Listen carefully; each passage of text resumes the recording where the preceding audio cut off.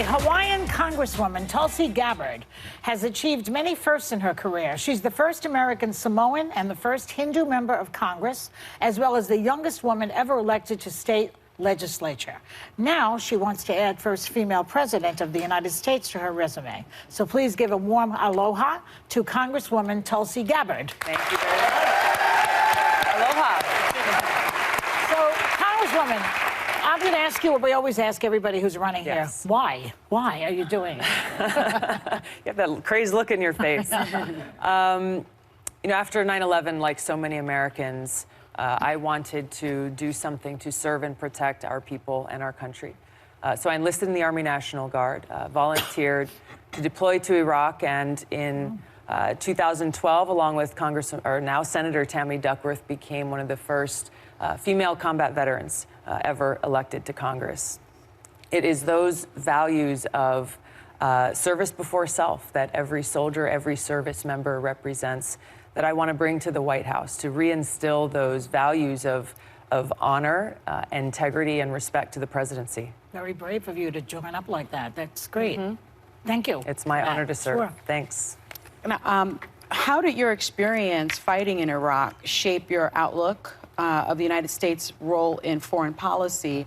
Because in my research, I found that you have a strict non-interventionist approach, and you are against the United States entering countries and being there for this sort of regime change. No, as a soldier, I deployed with our brigade combat team from Hawaii. I volunteered to deploy with them to Iraq in 2005, which was the height of the conflict there. I served in a medical unit where every single day I was confronted with, in a heart-wrenching way, the high human cost of war. Very first thing I did every single morning was go down a list of names of every single American casualty, every single service member who'd been injured the day before. And I had to see if any of our brigade soldiers were on that list, to make sure they got the care that they needed, or to evacuate them as quickly as possible. But as I went through this list every single day, I was struck with the names and the faces of my brothers and sisters who were paying the price for this war. I was struck with their families, their loved ones at home, who were so stressed and so anxious for the well-being of their loved ones. It is those experiences of understanding and knowing firsthand the cost of war, both on our service members, on our veterans, as well as the cost on the people in the countries where we intervene, as well as the trillions of dollars, our taxpayer dollars that are spent on waging these wars, dollars that are sorely needed to address the very real urgent needs of our families, our communities, our neighbors right here at home. So should we not get involved when we see atrocities abroad? We have to understand, looking at Iraq, Libya, and Syria, for example, that there are brutal dictators in the world. And unfortunately, there are people who are suffering as a result of that. But in so many examples throughout history, when the United States takes action and intervenes and launches these regime change wars to topple these dictators, the suffering of the people in these countries increases. Their lives are made worse off than they were before. There is far more death and destruction. Libya is a perfect example. Muammar Gaddafi was toppled. Now, today, we have more terrorist groups in Libya than ever before. We have Libyan people, women and children, being sold in open markets as slaves. So while these wars Which we didn't have before when he was there? Which didn't exist before. No? And so I interrupt you? Sorry, let's just finish this one point, because we feel for the suffering of people in these countries, and we want to be able to help them. And so many of these wars are begun and waged from a place of humanitarianism. Yeah. But the reality is, and it's a harsh reality, that there is more suffering and more loss of life and more destruction as a result of these wars, which does not serve the people in these countries, nor does it serve our interests and our security. Congresswoman, first, thank you for your service, which is something I say to everyone who has served that comes on the show, and I think it's important. That being said, My understanding is you know how I feel about your stance on foreign policy, and when I hear the name Tulsi Gabbard, I think of an Assad apologist. I think of someone who comes back to the United States and is spouting propaganda from Syria. You have said that the Syrian President Assad is not the enemy of the United States, yet he's used chemical weapons against his own people 300 times. That was a red line with President Obama. That is not our enemy. 13 million Syrians have been displaced. So when you say regime change is hurtful for the country, but gassing children isn't more hurtful, it's hard for me to understand where you come from a humanitarian standpoint if you were to become president. Well, you're putting words in my mouth that I've never said. You did not say that Syrian President Assad is not the enemy of the United States. Say it now, clarify. The issue here is how can we help alleviate the suffering of people? Just really one moment. Is he an enemy of the United States? An enemy of the United States is someone who threatens our safety and our security. There is no disputing the fact that Bashar al-Assad in Syria is a brutal dictator. There is no disputing the fact that he has used chemical weapons and other weapons against his people. There are other terrorist groups in Syria who have used similar chemical weapons and other weapons of terror against the people of Syria. This is an unfortunate thing that wrenches at every one of our hearts. This is not something I'm disputing, nor am I apologizing or defending these actions.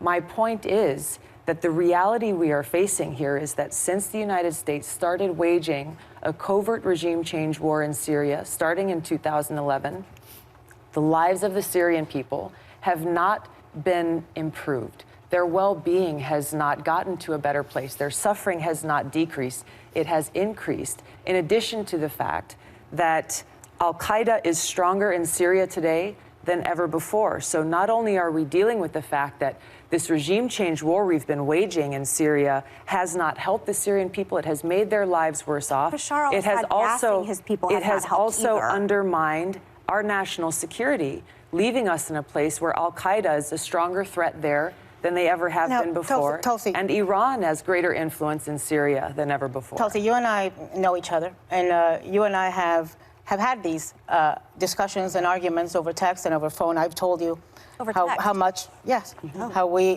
disagree. People text, right? I'm not. How we disagree on this issue. We've had it on the phone as well.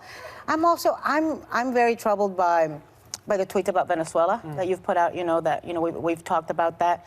What Maduro is doing to the people of Venezuela. There's over 3 million that have been displaced. People are starving.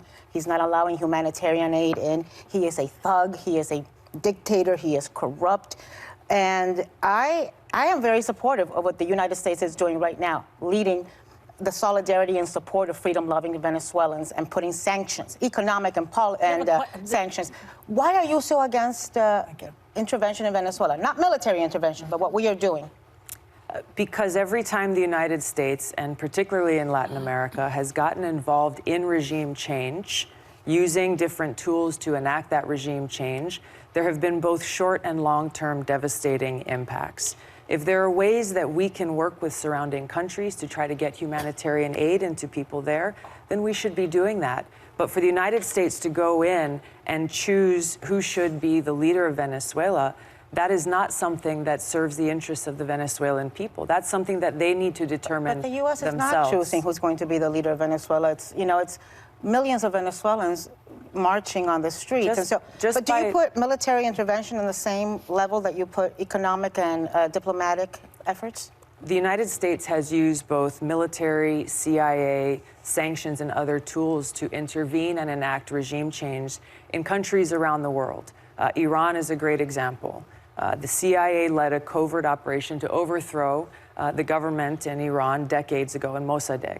This led to decades upon decades of hardship and suffering and authoritarian governments, and has led us to the place where we're dealing with many challenges today. We're going to come back with more from you because I think you have more to say on this, and you should. I'm just wondering if this particular position that you take is going to be a popular one in the Democratic Party. This is a position that I have found many Americans appreciate and understand because we understand that every one of us is paying the price for these regime change wars that are not helping people in these countries, and they're counterproductive to our interests at home. I believe Trump said something similar when he was running. Did he not? Am I wrong about that? He may have, but the problem is not that he's doing it. He has not carried through. No. He has gone back and has broken his promises. And we are back with Representative Tulsi Gabbard. And again, you are the first Hindu to run for president. So we want to get just a sense of where you stand on some of the issues. We've talked a lot at this table about the newcomers on the Democratic side being quite progressive on a number of issues. Bernie Sanders, a Democratic socialist, has raised the most money so far of all people. Are you for the Green New Deal, for example? I first got involved with politics as an environmentalist. I've fought very hard to make sure that everyone has clean air to breathe, clean water to drink, and I think we need to take serious action to address climate change. I have some concerns with the Green New Deal and about some of the vagueness of the language in there, so have not co-sponsored that resolution. What about support for free four-year college tuition? I think that's something that we can achieve. I think we have to not only look at how can we provide this access to education, but also how do we address the high cost of higher education, student loan debts and increasing interest rates there, as well as how can we leverage technology to both increase access and bring down the cost of education. And what about universal health care? That's also something I think that's achievable. You know, it's unacceptable. Do you believe in this. it's a right of every American? I do. I think it's unacceptable in this country that we spend far more on health care than any other country in the world with far worse outcomes. So does that mean more private health care? Every single American should get the health care that they need. If there are... I think everyone with the heart, that sounds great. You know, you want to give that, but there are realities and costs to that. Does that mean taking away all private health care? Because you got to get pretty specific when you make a statement like that. Yeah, sure. No, I think there's two questions here. One is Medicare for All would provide quality health care for every single American at a cheaper price to every one of us than we are currently paying for health care currently. If folks want to get their own private insurance at the same time, they're free to do that. But making sure that we have this basic quality level of care for every American is what Medicare for All would do, and that's what I support. Okay, gotta go. All right. Thank you so much for being with us. Thanks for having me. All right, Representative Tulsi Gabbard.